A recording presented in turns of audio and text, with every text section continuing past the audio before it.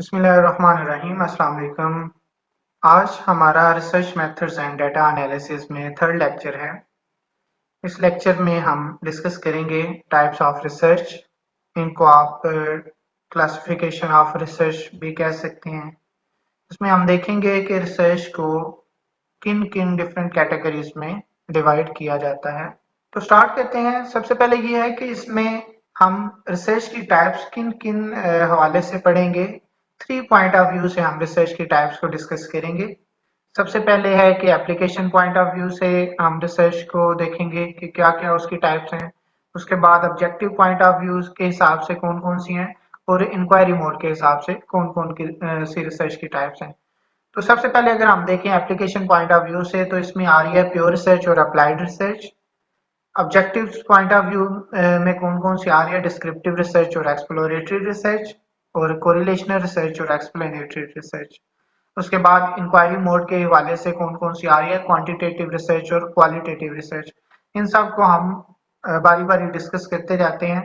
तो सबसे पहले प्योर रिसर्च आ रही है हमारे पास एप्लीकेशन पॉइंट ऑफ व्यू के हिसाब से। तो प्योर रिसर्च हमारे पास क्या होती है, ये ऐसी रिसर्च होती है जिसमें हम क्या करते हैं, नई थ्योरीज डेवलप करते हैं।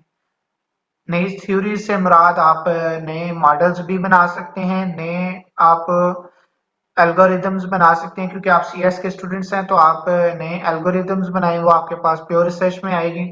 ठीक है। तो अगर हम कोई फार्मूला डेवलप करते हैं, कोई मॉडल बनाते हैं, कोई टेक्निक्स डेवलप करते हैं न्यू, कोई आप एल्गोरिदम डेवलप कर रहे हैं, आपके पास ये कौन सी रिसर्च में आएगा, प्योर रिसर्च में आएगा। इस रिसर्च के गोल्स क्या हैं। इस रिसर्च का सबसे पहले बात ये कि क्योंकि हम इसमें एक नया मॉडल, नई टेक्निक, नया एल्गोरिदम डेवलप कर रहे हैं, तो नॉलेज में ये एक नया नॉलेज प्रोड्यूस होगा। तो सबसे पहले इसका गोल है कि क्रिएशन ऑफ नॉलेज। इसमें क्या है, क्रिएशन ऑफ नॉलेज होगी। डेवलपिंग न्यू थ्योरीज, इसमें नई थ्योरीज बनाते हैं और नई टेक्निक्स इसमें डेवलप की जाती हैं। ये हमारे पास थी प्योर रिसर्च थी। प्योर रिसर्च में हम नए मॉडल, नई टेक्निक्स, नए फार्मूले, नए एल्गोरिदम्स, जिस जिस जो जो फील्ड में जो जो काम कर रहे हैं उसके हिसाब से रिसर्च करेगा, वो प्योर रिसर्च में आएगी। तो इस प्योर रिसर्च का दूसरा नाम आप इंटरनेट पे देख सकते हैं कि या बुक्स में डिफरेंट में बेसिक रिसर्च भी इसको बोला जाता है, फंडामेंटल रिसर्च भी इसको बोला जाता है। प्योर रिसर्च कह रहे हैं, बेसिक रिसर्च कह रहे हैं, और फंडामेंटल रिसर्च कह रहे हैं। ज्यादातर प्योर और बेसिक ही यूज होता है। उसके बाद हमारे पास आ जाती है अप्लाइड रिसर्च। अप्लाइड रिसर्च कौन सी होती है, ये रिसर्च जैसे कि मैंने बताया कि प्योर रिसर्च ऐसी रिसर्च होती है जिसमें हम नई थ्योरी डेवलप करते हैं। तो अप्लाइड रिसर्च क्या होगी, हम उसी जो नई हमारे पास थ्योरी डेवलप हुई है प्योर रिसर्च में, उसको हम यूज करेंगे अपनी कोई एप्लीकेशन में, उसको यूज करेंगे, तो वो हमारे पास क्या होगी, अप्लाइड रिसर्च होगी। मतलब कि जो मॉडल बना, जो हमारे पास नई टेक्निक बनी, जो हमारे पास एक नया एल्गोरिदम बना, वो हम क्या करेंगे, उसको अगर हम अपना कोई सोशल या कोई भी प्रॉब्लम लेके, सोशल प्रॉब्लम ले लें या आप कोई और प्रॉब्लम ले लें, आप उसको डेली लाइफ की प्रॉब्लम्स पे अगर वो मॉडल अप्लाई करते हैं, तो आपके पास क्या होगी, वो अप्लाइड रिसर्च में आएगी। इसमें आपके पास डाटा कलेक्शन भी आ सकती है। आप डिफरेंट रेस्पोंडेंट से डाटा कलेक्ट कर लें, डाटा कलेक्शन के बाद एनालिसिस भी कर लें, तो ये आपके पास अप्लाइड रिसर्च में ही आएगी। तो इसके गोल्स क्या है हमारे पास, कि ये पर्टिकुलर प्रॉब्लम को सॉल्व करती है, प्रिडिक्शन देती है, किसी भी हमने कोई भी पॉलिसी बनानी हो तो प्रिडिक्शन देती है। और इसमें जो हमारे पास गवर्नमेंट की पॉलिसीज बनती हैं, वो भी ज्यादातर अप्लाइड रिसर्च ही उसके ऊपर वर्क कर रही होती है। इसकी एग्जांपल ये हो सकती है कि जैसे कि मैंने बोला कि सोशल जो डेली लाइफ प्रॉब्लम्स होती हैं उनमें ये अक्सर यूज होती है। तो इसका अगर हम ये ले लें, एग्जांपल ले लें कि हमारे पास अगर हम देखें कि कोई एक ऑर्गेनाइजेशन है, वो अगर चेक करना चाहते हैं कि हमारे एम्प्लॉयज की एफिशिएंसी क्या चल रही है, कि क्या वो पहले से ज्यादा काम कर रहे हैं, कम काम कर रहे हैं, तो इसमें हम अप्लाइड रिसर्च को यूज कर सकते हैं on the basis of models जो हमारे पास प्योर रिसर्च में गिवन है, जो हमारे पास लिटरेचर में ऑलरेडी मौजूद हों। अप्लाइड रिसर्च में हम खुद मॉडल डेवलप नहीं करते, हम लिटरेचर से ही उठाते हैं जो कि प्योर रिसर्च में किसी ने किया हो। इसके बाद अगर हम इन दोनों का कंपैरिजन करें कि प्योर रिसर्च या बेसिक रिसर्च और अप्लाइड रिसर्च में क्या है, तो हम कह सकते हैं कि प्योर रिसर्च या बेसिक रिसर्च में क्या होता है कि उसमें ज़रूरी नहीं कि रिसर्चर कोई एप्लीकेशन भी दे साथ। वो अगर उसने मॉडल बना दिया, मॉडल डेवलप कर दिया, तो वो उसके लिए उसकी रिसर्च है। जबकि अप्लाइड रिसर्चर के लिए ज़रूरी है कि उसने अगर मॉडल तो उठा लिया लिटरेचर से, जब उसने मॉडल उठा लिया तो उसके ऊपर अब उसने कोई ना कोई एप्लीकेशन देनी है, तो ये हमारे पास अप्लाइड रिसर्च में आ जाएगा। प्योर रिसर्च या बेसिक रिसर्च ज़्यादातर एकेडमिक्स में यूज़ की जाती है और रिसर्चर का वो अपना इंटरेस्ट होता है, वो करें या ना करें। जबकि अप्लाइड रिसर्च हमारे पास जो पेड रिसर्चेज होती हैं, जो हमारे पास फंडेड रिसर्चेज होती हैं, वो हमारे पास अप्लाइड रिसर्च होती हैं। जो प्योर है वो हमारे पास एकेडमिक रिसर्च होती है, और जो अप्लाइड रिसर्च है ये ज़्यादातर फंडेड रिसर्च होती है। इसको आप एकेडमिक में भी यूज़ कर सकते हैं, वो रिसर्चर का अपना इंटरेस्ट है। तो दूसरा डिफरेंस ये हो गया कि वो एकेडमिक रिसर्च है ज़्यादातर, और ये ज़्यादातर फंडेड रिसर्च है। उसके बाद आ जाता है कि जो प्योर रिसर्च करता है बंदा, उसके और अप्लाइड रिसर्चर में क्या उनकी हैप्पीनेस क्या होती है जब उनका काम हो जाए। तो जो प्योर रिसर्चर होता है ना, उसकी यही हैप्पीनेस होती है कि उसका अगर मॉडल बन गया है, उसने वर्क करना स्टार्ट कर दिया है, उसकी टेक्निक बन गई है, उसका एल्गोरिदम बन गया है, तो उसका अगर उस हवाले से अगर पेपर कोई पब्लिश हो जाता है, या आप कह लें कि उसका किसी कॉन्फ्रेंस में प्रेजेंटेशन हो जाती है, तो वो उसके लिए प्योर रिसर्चर के लिए उसकी वही हैप्पीनेस है। और अप्लाइड रिसर्चर कब खुश हो सकता है, जब तक उसकी कोई जो एप्लीकेशन वो अप्लाई करने जा रहा है रिसर्च अपनी में, जो डाटा उसने कलेक्ट किया भी हुआ है, अगर डाटा नहीं कलेक्ट किया हो या वैसे किसी एल्गोरिदम को यूज करना चाह, तो उसके ऊपर जो वो एप्लीकेशन दे रहा है, वो अगर वो सही वर्क कर जाती है, तो वो उसके लिए उसकी हैप्पीनेस है। नेक्स्ट है कि types of applied research. Applied research की फर्दर टाइप्स हैं हमारे पास, क्या है? सबसे पहले एक्शन रिसर्च। एक्शन रिसर्च कौन सी होगी? ये ऐसी रिसर्च होती है, क्योंकि अप्लाइड रिसर्च मैंने बताया कि ज्यादातर ये सोशल या डेली लाइफ प्रॉब्लम में ही ज्यादातर यूज की जाती है। तो एक्शन रिसर्च क्या है? कि एक्शन रिसर्च ये है कि आप की डेली लाइफ में कोई प्रॉब्लम एग्जिस्ट कर जाती है, कोई प्रॉब्लम आ जाती है, तो आप क्या करते हैं, तब जो उस टॉपिक पे आप रिसर्च करेंगे, आपके पास एक्शन रिसर्च होगी। जैसे कि एग्जांपल है कि आजकल कोरोना वायरस चल रहा है, तो आप उसका अगर डिफरेंट पेशेंट्स का डाटा लेके आपको एनालिसिस करके दे देते हैं, तो वो आपके पास एक्शन रिसर्च होगी। उसके बारे में कोई पॉलिसी भी बना के दे सकते हैं। उसके बाद इम्पैक्ट असेसमेंट है, और एक है वैल्यूएशन रिसर्च। ये आपस में एक दूसरे के साथ लिंक्ड हैं। किस तरह? इम्पैक्ट असेसमेंट ऐसी होती है, फॉर एग्जांपल आप कहीं प्रोजेक्ट लॉन्च करने गए हैं, किसी कंपनी में आप प्रोजेक्ट बना रहे हैं, तो अगर वो जो प्रोजेक्ट है, आप उसको चेक करते हैं कि हम अगर ये प्रोजेक्ट लॉन्च कर लेते हैं, तो हमारे पास ये इसके रिजल्ट्स आ सकते हैं, पॉसिबिलिटीज चेक कर लेते हैं। जब वो पॉसिबिलिटीज चेक कर ली हमने, तो हमारे पास फाइंडिंग्स आ गई, फिर हम अपना प्रोजेक्ट लॉन्च करते हैं। प्रोजेक्ट लॉन्च करने के बाद हम फिर एक रिसर्च करते हैं, उसको हम कहते हैं इवेल्युएशन रिसर्च। पहले जो हमने रिसर्च की प्रोजेक्ट लॉन्च करने से पहले, वो हमारे पास इम्पैक्ट रिसर्च या इम्पैक्ट असेसमेंट आ गई। उसके बाद हमारे पास अगर हमने प्रोजेक्ट लॉन्च कर दिया, उसके बाद हम जो रिसर्च करेंगे, चेक करेंगे कि क्या हमारे पास वाकई ही जो फाइंडिंग हमने पहले इम्पैक्ट असेसमेंट में की थी वही आई है, उससे कम वर्क कर रहा है वो प्रोजेक्ट या ज्यादा कर रहा है, तो इसमें वैल्यूएशन रिसर्च आ जाती है। तो ये भी हमारे पास अप्लाइड नेचर की ही रिसर्च होती है। नेक्स्ट ऑब्जेक्टिव रिसर्च में हमारे पास डिस्क्रिप्टिव रिसर्च आ जाती है, एक्सप्लोरेटरी रिसर्च आ जाती है, कोरिलेशनल रिसर्च आ जाती है, और एक्सप्लेनेटरी रिसर्च आ जाती है। तो इसमें सबसे पहले है डिस्क्रिप्टिव रिसर्च। डिस्क्रिप्टिव रिसर्च कौन सी होती है? नाम से ही जैसे कि पता चल रहा है हमें कि डिस्क्राइब से निकला है डिस्क्रिप्टिव रिसर्च। इसके इसमें हम क्या करते हैं कि जो हमारे पास डाटा आता है, जो हमारे पास इंफॉर्मेशन आती है, कलेक्शन आती है, हम क्या करते हैं, उसको डिस्क्राइब कर देते हैं। किस तरह? जैसे कि फॉर एग्जांपल आपके पास अगर क्वांटिटेटिव डाटा होता है, क्वांटिटेटिव डाटा कौन सा होता है? ऐसा डाटा जो न्यूमेरिक बेस हो, जो नंबर्स की फॉर्म में हो। फॉर एग्जांपल स्टूडेंट्स के मार्क्स हैं, फॉर एग्जांपल एज है लोगों की, फॉर एग्जांपल आप कह सकते हैं कि इनकम है लोगों की। तो जो भी क्वांटिटेटिव आपके पास डाटा आता है, आप उसको क्या करते हैं, उसकी डिस्क्रिप्शन दे देते हैं। किस तरह डिस्क्रिप्शन दे सकते हैं? कि इतने लोगों ने ये आंसर किया मुझे, मतलब कि आप फील्ड में गए, आपने लोगों से पूछे इनकम कितनी है आपकी, आपकी एज क्या है, तो वो आप जो भी डाटा ले रहे हैं आप उसको डिस्क्राइब कर दें। क्वालिटेटिव डाटा भी हो सकता है, आप जेंडर पूछ लें उनका या और जो आपके पास वेरिएबल्स हों, तो आप उनसे पूछ लें कि आपकी इनकम कितनी है, जो भी आप उसको डिस्क्राइब कर दें कि इतने लोग ये कह रहे हैं, इतनी फीमेल ये कह रहे हैं, इतने मेल ये कह रहे हैं, तो जो भी हम उसको डिस्क्राइब कर देंगे फ्रीक्वेंसी डिस्ट्रीब्यूशन की फॉर्म में, और यहाँ ग्राफ या चार्ट बना के, तो वो हमारे पास कौन सी रिसर्च में आ जाता है, डिस्क्रिप्टिव रिसर्च में आ जाता है। इसमें हम सिर्फ डिस्क्राइब ही करते हैं, चीज़ों को बताते हैं कि इतना इतने लोगों ने ये इंफॉर्मेशन दी है, इतनों ने ये दी है, उसमें एनालिसिस नहीं होता। तो इसके जो हमारे पास इसमें व्हाट की बात तो आ सकती है, हाउ की बात भी आ सकती है, मतलब कि क्या कहा लोगों ने, हाउ की बात के कितने लोगों ने रिस्पांस किया ये आ सकता है, व्हाट भी आ सकता है, हाउ भी आ सकता है, व्हेन भी आ सकता है, व्हाई नहीं इसमें आएगा। व्हाई आएगा, अगर व्हाई आ जाता है किसी आपकी क्वेश्चन में, तो वो आपके पास इसकी दूसरी टाइप में चला जाएगा, वो मैं बाद में बताता हूँ।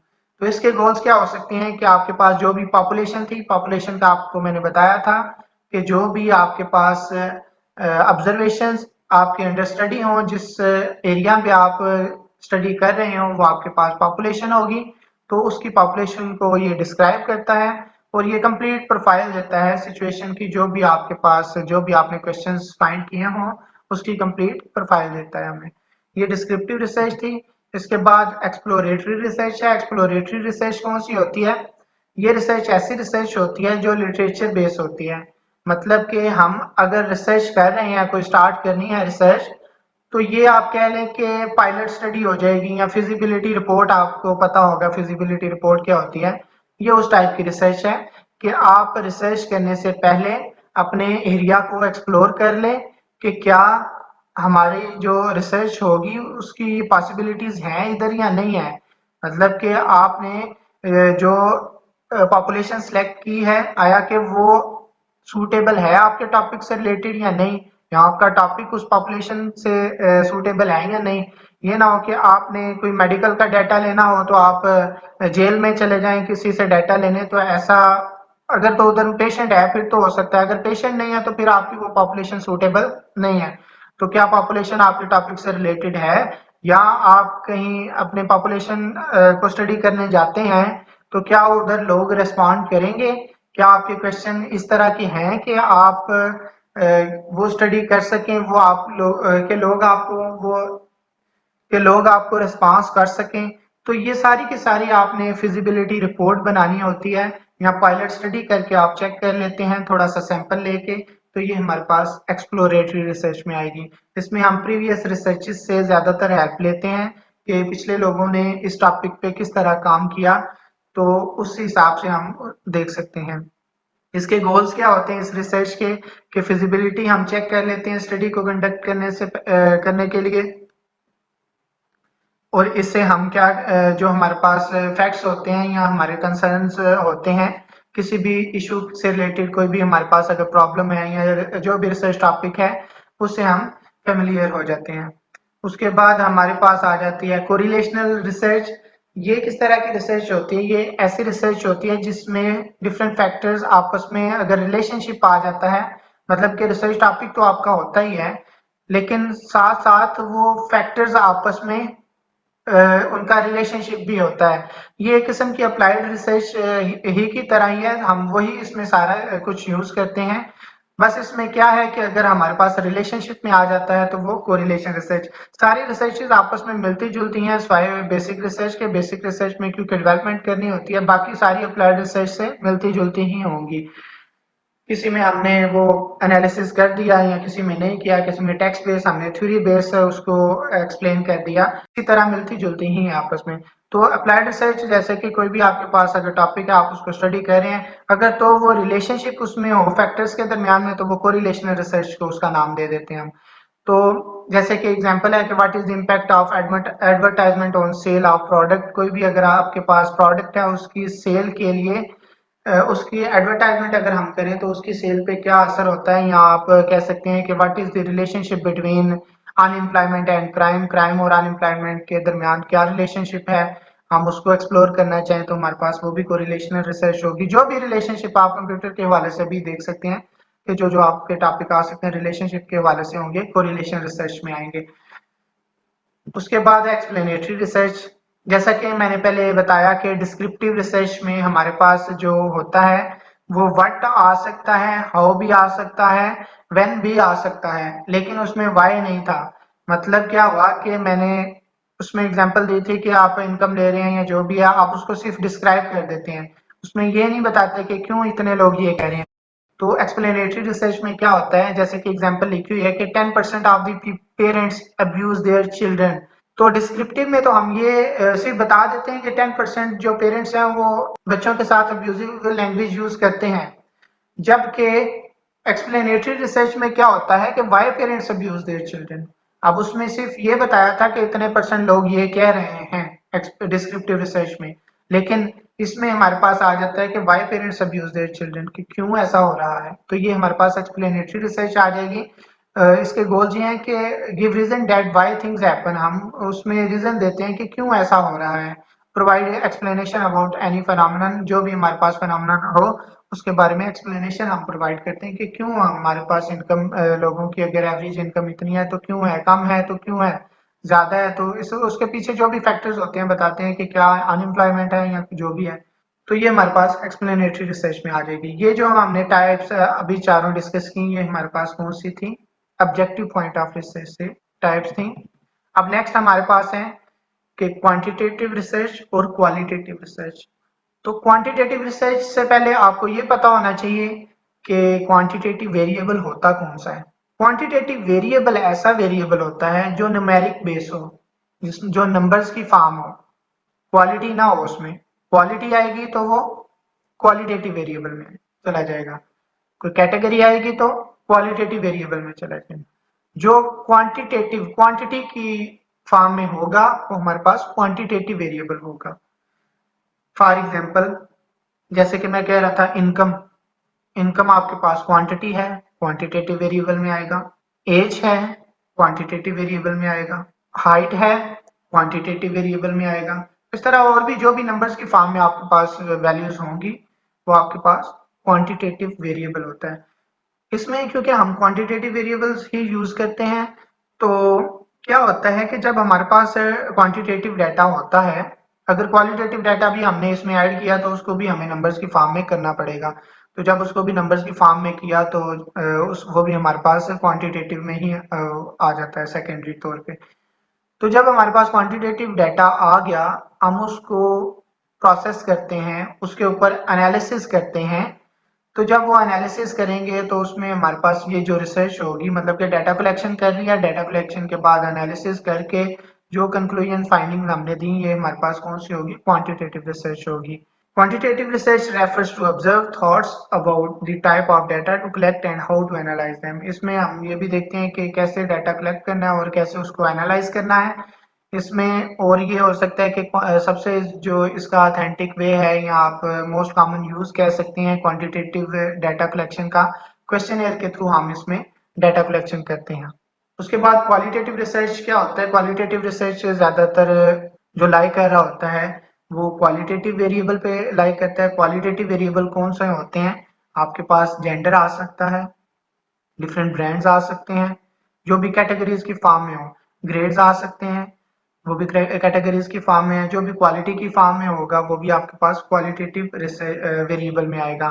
तो qualitative research is concerned with qualitative phenomenon, इसमें हम क्वालिटेटिव फेनोमेनन को लेके चलते हैं और इसमें क्वालिटेटिव डाटा यूज होता है। क्वालिटेटिव डाटा हम कैसे कलेक्ट कर सकते हैं, जैसे कि मैंने बताया क्वांटिटेटिव डाटा हम कैसे कलेक्ट कर सकते हैं, क्वेश्चनियर से। क्वालिटेटिव डाटा आपने कलेक्ट करना हो तो आप इंटरव्यूज कर सकते हैं, इसमें डिफरेंट क्वेश्चंस ही होते हैं, इसमें नंबर्स की फॉर्म में तो होना नहीं होता, आप क्वेश्चंस ही पूछ सकते हैं।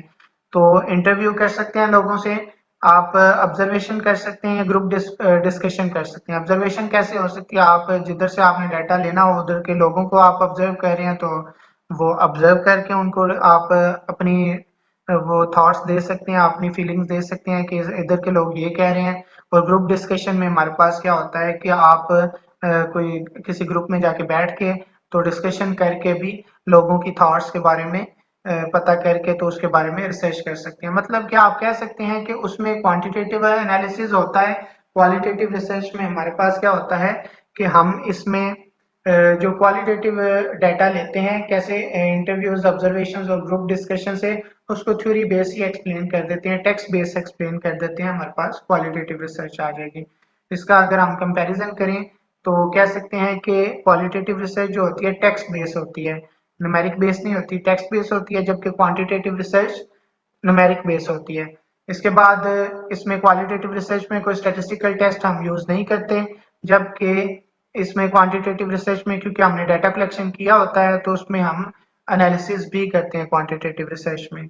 उसके बाद है कि लेस जनरलाइजेबल है और क्वांटिटेटिव रिसर्च मोर सिंप्लीफिकेशन है।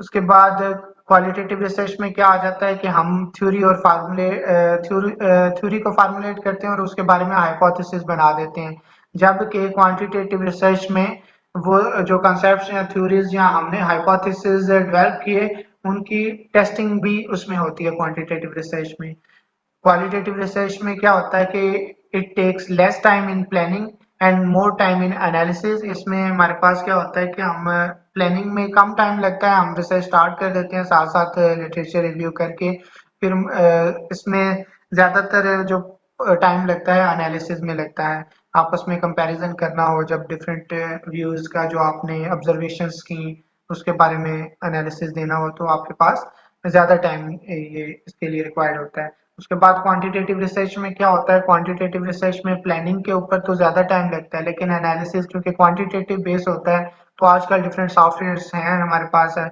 एक्सेल पे भी हो जाता है, एसपीएसएस से भी हो जाता है, अमोस है, डिफरेंट सॉफ्टवेयर्स हैं। हम उसके ऊपर क्वांटिटेटिव जो टेक्निक्स हमने अप्लाई करनी है वो करके तो डाटा को प्रोसेस कर सकते हैं।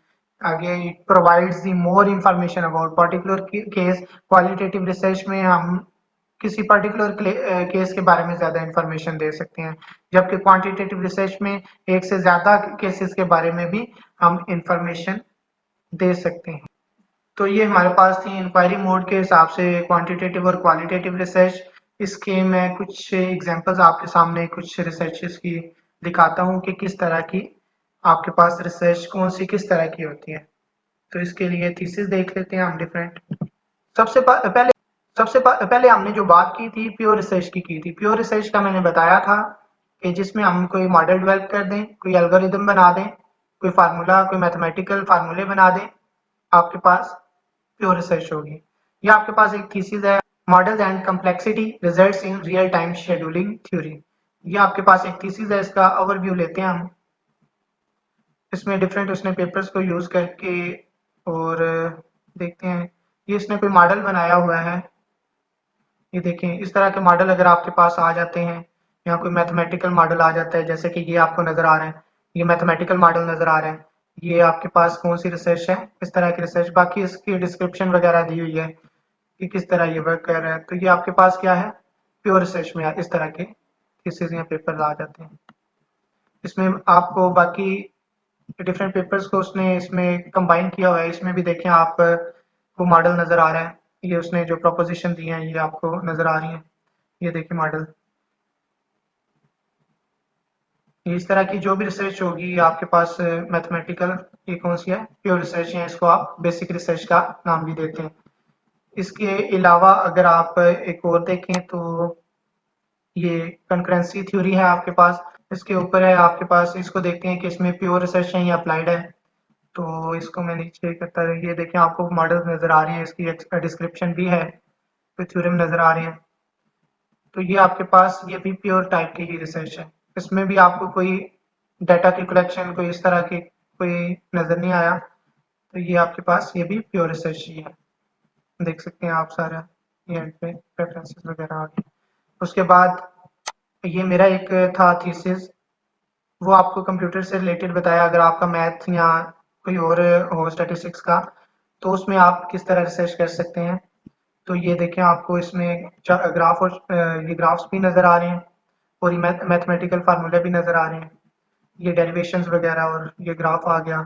एंड पे इसकी सिमुलेशन स्टडी भी की गई है, ये देखें। कि कितना डाटा लिया था, उसके ऊपर क्या क्या अप्लाई किया, और ये डिफरेंट मॉडल्स को मैंने इसके ऊपर टेस्ट किया। तो ये मेरे पास इसका मैंने कंपैरिजन भी किया डिफरेंट क्राइटेरियाज के साथ। तो ये भी मेरे पास कौन सी रिसर्च है, प्योर रिसर्च ही है, प्योर या आप बेसिक रिसर्च का नाम दे दें। उसके बाद हमारे पास जो नेक्स्ट है a fast string searching algorithm. इसको देखते हैं इसमें क्या किया है। काफ़ी पुराना लग रहा है, थीसिस पेपर है ये, काफ़ी पुराना लग रहा है। इसमें हम देखते हैं कि क्या बनाया हुआ है। ये इसमें एल्गोरिदम बनाया हुआ है, ये 4 सेक्शन आपको नज़र आ रहे हैं, ये इसमें ये एल्गोरिदम बनाया हुआ है। और इसको अगर तो इसने अप्लाई भी किया है तो आपके पास होगी ये प्योर रिसर्च ही। एल्गोरिदम इसने बना दिया, प्योर रिसर्च ही है। अब उसकी मर्जी आगे उसकी इम्प्लीमेंटेशन कर रहा है, ये देखें इम्प्लीमेंटेशन कर रहा है, उसको यूज कर रहा है। तो ये आपके पास प्योर भी उसने काम किया हुआ है, प्योर का भी और अप्लाई भी किया हुआ है। समटाइम ऐसा होता है कि मॉडल आप प्रीवियस डाटा से ही उठा लेते हैं। ये सारा आपके पास प्योर रिसर्च और अप्लाइड के कॉम्बिनेशन ही है। समटाइम ऐसा होता है कि आप एल्गोरिदम प्रीवियस रिसर्च से उठा के तो आप उसके ऊपर अपना कोई अप्लाई कर देते हैं, कोई एप्लीकेशन दे देते हैं, तो वो आपके पास अप्लाइड रिसर्च में आ जाएगा। प्योर अगर आप सिर्फ एल्गोरिदम दे देते हैं, उसकी एक एग्जांपल दे देते हैं, उसको अप्लाई करके, तो आपके पास उसमें आ जाएगा, प्योर रिसर्च में आ जाएगा। अगर आपको एल्गोरिदम को टेस्ट आप एल्गोरिदम को टेस्ट करते हैं, अप्लाई एप्लीकेशन उसकी देते हैं, तो वो आपके पास क्या होगा, अप्लाइड रिसर्च में आ जाता है। उसके बाद ये एक improving usability of banking websites by implementing user centered design। इसको देखते हैं इसमें क्या गिवन है। इसमें डाटा कलेक्शन की बात हुई है, तो देख लेते हैं डाटा कलेक्शन आ रहा है इसमें या नहीं। ये देखें डाटा कलेक्शन, हम ये ग्राफ से सॉरी ये हमें टेबल से पता चल रहा है कि उसने डाटा लिया था। जेंडर से हमें पता चल रहा है कि कितनी फीमेल से उसने डाटा लिया और कितने मेल से डाटा लिया है, उनकी एज क्या क्या थी, उनसे जो जो क्वेश्चन पूछे हैं, ये क्वेश्चन गिवन है साइड पे। तो ये हमारे पास क्वांटिटेटिव टाइप्स की रिसर्च है। इसको अप्लाइड रिसर्च भी बोला जाता है, क्योंकि हम इसको इसके पीछे कोई ना कोई मॉडल यूज कर रहे होते हैं। अप्लाइड और क्वांटिटेटिव ज़्यादातर सेम ही होती है। अप्लाइड रिसर्च में हम कोई मॉडल यूज कर रहे होते हैं, पीछे उसके बैकएंड पे जो भी डाटा हो हमारे पास। और क्वांटिटेटिव रिसर्च में क्योंकि आप सीएस के स्टूडेंट्स हैं, तो ज़्यादातर क्वालिटेटिव और क्वांटिटेटिव का नाम ही देते हैं थीसिस को। तो ये आपके पास क्वांटिटेटिव टाइप की रिसर्च है। इसमें आप ये देख सकते हैं स्टैटिस्टिकल समरी में उसने उन्हीं टेबल्स को एक्सप्लेन किया हुआ है कि कितने लोगों ने क्या बातें की। ये जो मैंने बताया था डिस्क्रिप्टिव स्टैटिस्टिक्स, उसमें ये चीज़ें होती हैं कि कितने लोगों ने क्या बताया। ये एन आपके पास टेंस शो कर रहा है कि इतने लोगों ने ये बोला, इतने लोगों ने ये रिस्पॉन्स किया। तो ये डिस्क्रिप्टिव रिसर्च होती है। आगे अगर आप मजीद उसका एनालिसिस करते हैं तो वो कन्वर्ट हो जाती है, जैसे कि क्वांटिटेटिव रिसर्च है। डिस्क्रिप्टिव रिसर्च आप कह रहे हैं कि पार्ट ऑफ क्वांटिटेटिव रिसर्च ही है। तो इसमें फर्दर एनालिसिस भी किया गया है डिस्क्रिप्टिव रिसर्च के अलावा। ये देखें थ्योरेटिकल भी उसने बताया कि इतने कंपैरिजन किया होगा। तो फुल तो नहीं पढ़ा मैंने, और एंड पे इसका कंक्लूजन भी दिया है। ये आपके पास कौन सी रिसर्च थी, क्वांटिटेटिव रिसर्च थी। और इसमें डिस्क्रिप्टिव रिसर्च का भी मैंने बताया। डिस्क्रिप्टिव में भी इस तरह के टेबल्स बनते हैं। और ये आपके पास जो है चार्ट्स, ये है बार चार्ट है आपके पास, सिंपल बार चार्ट इसको कहते हैं। उसके बाद ये भी सिंपल बार चार्ट है, ये भी सिंपल बार चार्ट है, ये सारे सिंपल बार चार्ट हैं। ये है पाई चार्ट। पाई चार्ट भी ये यस और नो की ये साथ नजर आ रहा है आपको कि यस कितने डिफिकल्टीज को यस किसने बोला है और नो कितनों ने बोला है। इसके अलावा यही थे बार चार्ट ही ज्यादा इसमें बने हुए हैं, और ये उसकी डिटेल नीचे की मैंने समरी में। ये आपके पास अगर तो ग्राफ और चार्ट्स और इस तरह समरी दे दें तो ये डिस्क्रिप्टिव स्टैटिस्टिक्स है। अगर फर्दर एनालिसिस भी कर दें, कोई फार्मूला टेक्निक्स वगैरह अप्लाई भी कर दें, तो वो आपके पास टोटल कंप्लीट क्या हो जाएगी, क्वांटिटेटिव रिसर्च में आ जाएगी। उसके बाद उसके बाद अगर हम देखें measuring usability for application software using the quality in use integration measurement model. इस थीसिस को देखते हैं क्या है। ये देखते हैं क्वांटिटेटिव प्योर तो नहीं है, प्योर में हमें कोई भी फार्मूले मैथमेटिकल मॉडल वगैरह एल्गोरिदम वगैरह नजर नहीं आए, ना ही हमें कोई ग्राफ चार्ट डिस्क्रिप्शन वगैरह नजर आया कि इसको हम डिस्क्रिप्टिव रिसर्च बोलें। ये हमारे पास ये डिस्क्रिप्शन फार्मूले तो दिए हुए हैं, लेकिन इसको यूज करके ये हमारे पास इसमें डाटा कलेक्शन भी नहीं की गई, ये अप्लाइड टाइप की रिसर्च है। डाटा कलेक्शन भी नहीं है इसमें, और आप देख सकते हैं कोई मैथमेटिकल मॉडल भी नहीं डेवलप किया गया। तो ये आपके पास कौन सी अप्लाइड टाइप की रिसर्च है।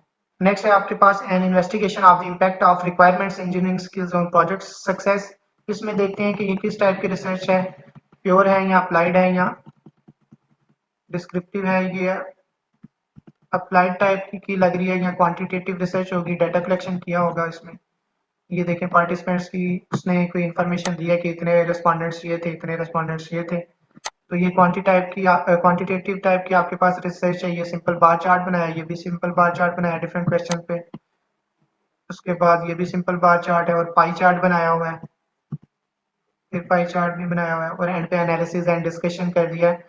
जो उसके पास आई थी, ऑब्जर्वेशन आई थी, उसी के बारे में उसने एनालिसिस और डिस्कशन कर दिया चैप्टर नंबर 4 में। ये नीचे फर्दर उसने टेबल्स और ग्राफ और चार्ट्स दिए हुए हैं। तो ये आपके पास क्वांटिटेटिव रिसर्च ही है। आप देख सकते हैं काफ़ी ज़्यादा इसने ये फ्रीक्वेंसी डिस्ट्रीब्यूशन बनाई हुई है। इसको आप टेबल को फ्रीक्वेंसी डिस्ट्रीब्यूशन बोलेंगे और ये ग्राफ्स हैं आपके पास, सिंपल बार चार्ट्स हैं। ज़्यादातर उसने टेबल्स और सिंपल बार चार्ट्स ही बनाए और पाई चार्ट भी कुछ कुछ बनाए। तो ये आपके पास क्वांटिटेटिव टाइप की रिसर्च थी। उम्मीद है कि आपको कुछ आइडिया हो गया होगा थोड़ा बहुत। तो इसके आप मजीद थीसिस या रिसर्च पेपर्स देखें तो आपको आइडिया होगा कि किस तरह की रिसर्च कौन सी होती है। नेक्स्ट हम मजीद नेक्स्ट लेक्चर में मजीद इसकी आहिस्ता आहिस्ता आपको क्लैरिटी होती जाएगी कि कौन सी रिसर्च किस तरह की होती है। तो अपना ख्याल रखिएगा, मिलते हैं नेक्स्ट लेक्चर में। अल्लाह हाफिज़।